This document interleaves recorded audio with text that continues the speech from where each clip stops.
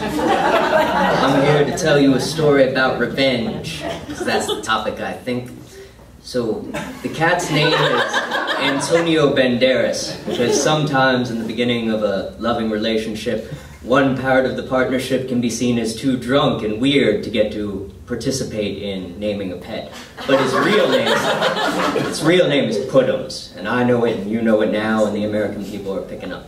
So, basically, Puddums is this cute little cat that was utterly destroyed by life and terrible things, where basically his previous owner, I like to call the Lord of the Flies, or when I'm feeling less poetic, asshole, tossed him out of a moving vehicle while driving down the interstate. So, yes, I know. Hence the name, right? No.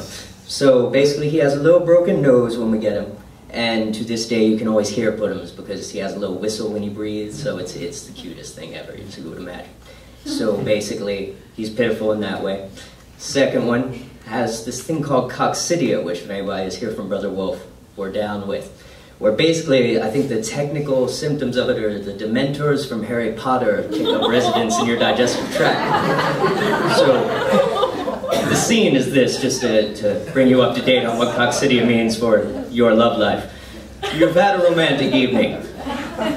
It's post-romantic evening, the sun is coming up, you're doing that spooning thing the kids are all wild about. And then this sound happens behind you. You can't recreate the sound, it's like the voice of angels where it leaves you deaf and blind. But it's horrifying. It's kind of like a sound cue from a Farrelly Brothers movie. And you turn around, romantic mood still going strong, you're sure. And then you see this animal with a horrified look on its face at the cacophony that's happening from its own body. It's really adorable.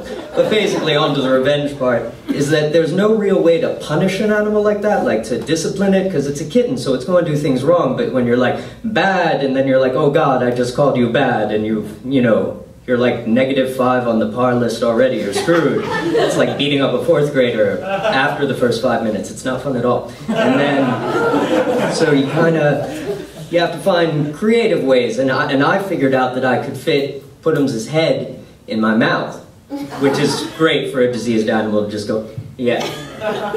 Veterinarians were not consulted. But basically that went on for a long time, and Puddums became enraged with the fury that only a cat can have. Because if you don't make fun of them enough, then they get proud and ugh. So then one day, after working a double shift, you'll find yourself asleep and you'll feel a slight weight about here. You'll kind of come into focus and you'll see the fur, and then you see the animal looking at you, giving you a very human expression of ha-ha. And you have time to just mumble, Puddums? And then he does this 80s movie montage karate chop right in your face, and then he's gone. And he's just told you that he knows where you sleep, motherfucker. And there's such a shift in power dynamics happens about that. Because usually there's this animal that you're used to just shoving in your mouth, and now it's like Omar from The Wire, where like, you're hanging out with your friends, and then you're like, oh Jesus, everybody shut up, and they're like, what? And you're like, Puddums. And you don't want to look, and they're like, oh what, that? And you're like, is he still there? Don't look. He will kill us all. But either way, now he's very happily obese and awesome. So, love you guys.